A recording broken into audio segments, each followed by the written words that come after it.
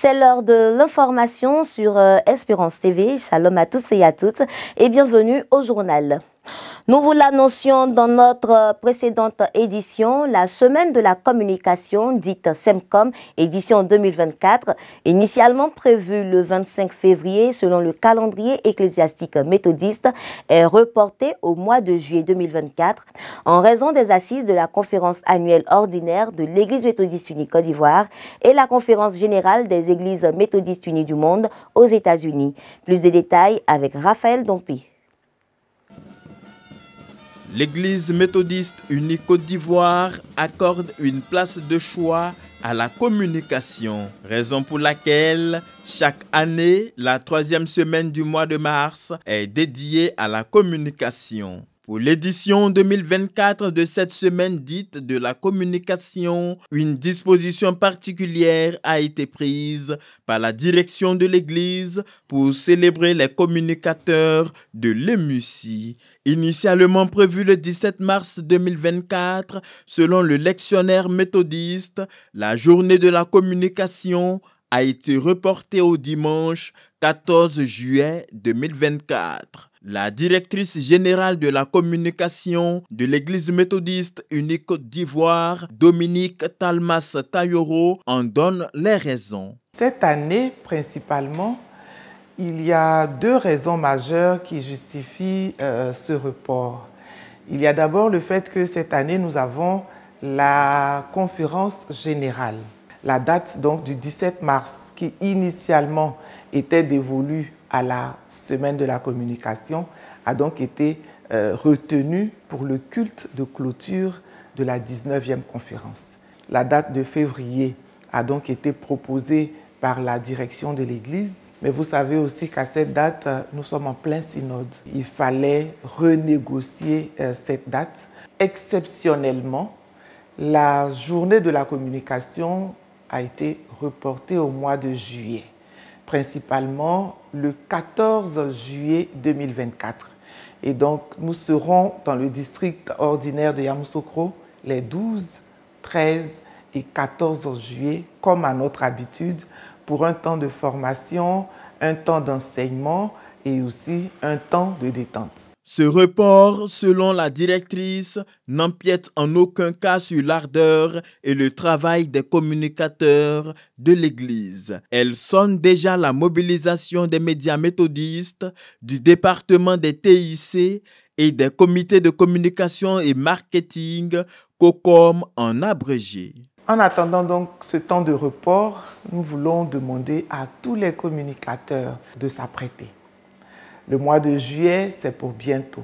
Cette année, nous mettrons l'accent sur la politique digitale. Voir comment mettre tous nos communicateurs à la pointe du jour.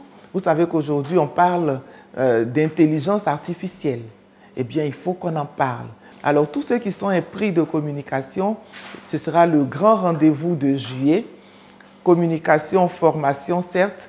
Et puis, nous allons sur un site touristique, nous allons à Yamoussoukro. Et nous pensons que nous en tirerons le plus grand profit et pour les communicateurs de l'Église et pour notre Église elle-même.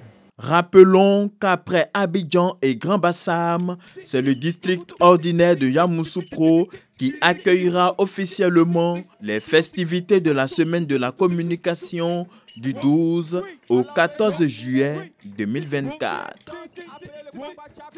Le week-end dernier se tenaient les assises des États généraux de la jeunesse méthodiste, une rencontre qui a vu la participation des anciens et des nouveaux membres des organisations des jeunes autour d'un objectif commun, la responsabilité de la jeunesse au sein de l'Église méthodiste unie Côte d'Ivoire. Plus d'informations dans ce commentaire de Daniel Krabi. Maillon essentiel qui forme l'Église d'aujourd'hui et de demain, la jeunesse se doit d'être entreprenante, responsable et autonome pour assurer pleinement son rôle dans l'Église.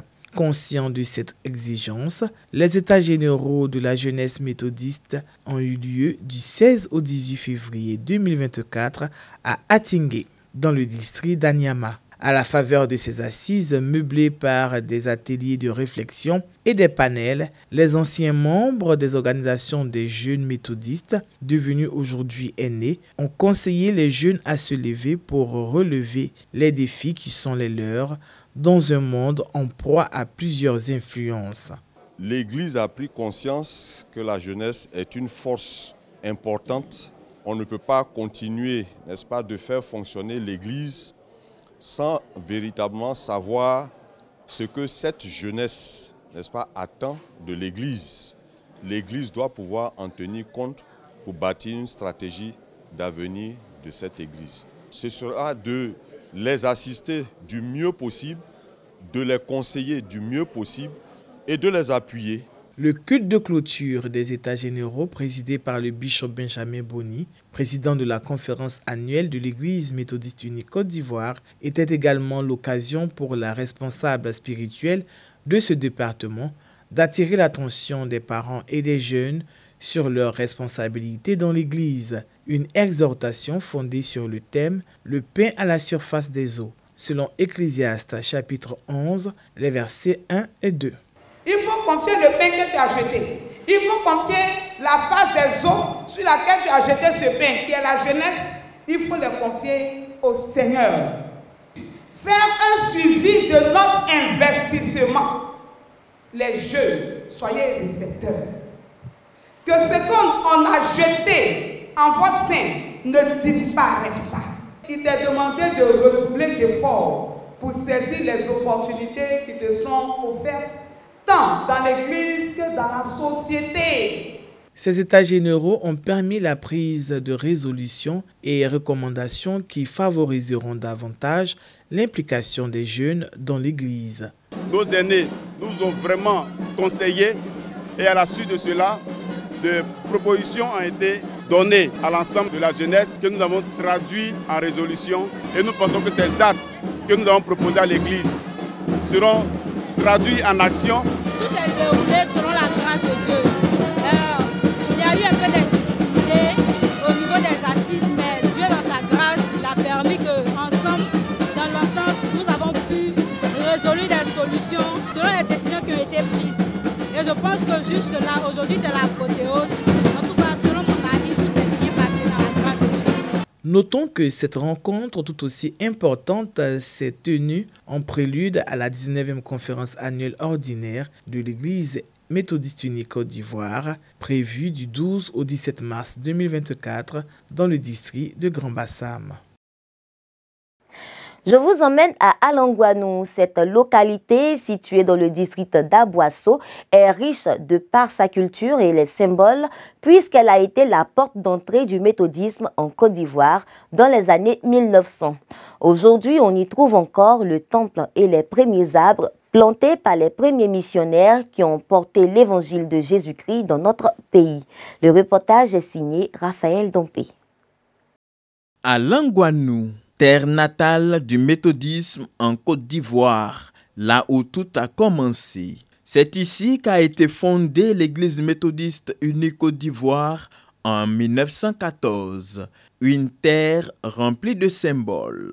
Le premier temple méthodiste, là où ont prié les premiers chrétiens de l'église, et le cocotier mis en terre depuis 2013 par le bishop Benjamin Boni, président de la conférence annuelle de l'Église méthodiste unique Côte d'Ivoire, continue de grandir et produit des fruits à l'image de la flamme du méthodisme dans la région. À la faveur du 7e synode du district d'Aboisseau, tenu dans ce même lieu, les fidèles ont la nostalgie des grands moments de l'Église. Chacun raconte l'histoire à sa manière.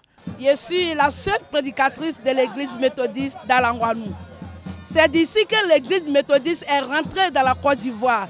Ici à Alangouanou, bon, nous n'avons pas de chorale, mais quand même nous sommes aussi un peu nombreux. Et les gens répondent toujours la paix de Christ. Même les enfants, j'ai au moins 60 enfants ici. C'est moi qui conduis les enfants en Christ. Et même, je m'amuse beaucoup avec les enfants. Je les enseigne beaucoup en Christ. Les fidèles de l'Église ont gardé les mêmes habitudes comme les premiers chrétiens méthodistes ivoiriens, à savoir les prières matinales avant le lever du soleil et la tenue des classes méthodistes. Dans cette partie du pays, le thème Église et tradition est mis à exécution. Bien-aimés dans le Seigneur, à partir des plantes, nous pouvons être guéris. Toutefois, nous devons accompagner cela de la prière, sachant faire la différence entre un tradit praticien et un charlatan ou un féticheur. Chrétiens du district d'Aboisseau, nous sommes tous invités à prendre soin de notre patrimoine aquatique, forestier, de la nature. Nous devons faire sienne cette question et nous appliquer davantage. Si nous détruisons tout, qu'est-ce que nous allons laisser à nos enfants demain? Les autorités du district visitent régulièrement cette communauté méthodiste pour lui faire part des réalités du district et de la conférence. Le district de Bassam organise la 19e conférence de l'Église et nous voulons vous inviter pour le dimanche 25 février dans toutes les églises du district qu'une offrande spéciale soit organisée pour pouvoir soutenir Grand Sam. Parce que ce n'est pas facile d'organiser un tel événement. Aujourd'hui, la communauté méthodiste John Wesley d'Alangwanou est dirigée par le révérend pasteur Daniel Akossi et son épouse qui travaillent ensemble pour l'essor de l'église depuis 2019. Au départ, nous étions 6 églises. Aujourd'hui, le circuit compte 11 communautés. C'est une tradition et ça doit être une tradition pour tous les méthodistes de revenir sur la terre natale, là où l'église a commencé. Et je crois que si toute l'église, dans toute sa composante, fait de cela une tradition, l'œuvre missionnaire va beaucoup avancer.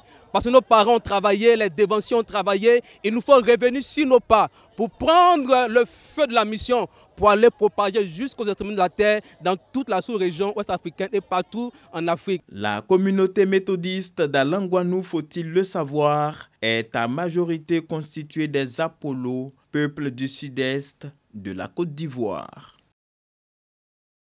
Hors de nos frontières, la star américaine Mark Wahlberg rend publiquement gloire à Dieu pour sa carrière. Arborant une croix de cendre sur le front selon la tradition catholique et protestante, l'acteur et producteur de films a parlé de sa foi chrétienne devant de nombreux médias en affirmant, et je cite, « Je dois tout mon succès personnel et professionnel à ma foi en Dieu qui m'a aidé à faire face aux difficultés de la vie. » Selon lui, sa foi lui permet de trouver un équilibre dans ce monde dominé par plusieurs influences. En Centrafrique, sur la rivière Ubangui, de nombreux pêcheurs de sable risquent leur vie et leur santé au quotidien à la recherche de ce matériau indispensable dans la construction. Dans ce pays où 71% de la population vit sous le seuil de la pauvreté, selon la Banque mondiale, le sable devient un bien précieux. Se mettre à l'eau, saisir un seau et disparaître dans la rivière trouble. Odilon Salima répète ses actions, encore et encore, tous les jours, dans l'Ubangui, qui arrose Bangui, la capitale centrafricaine. Odilon est un pêcheur de sable.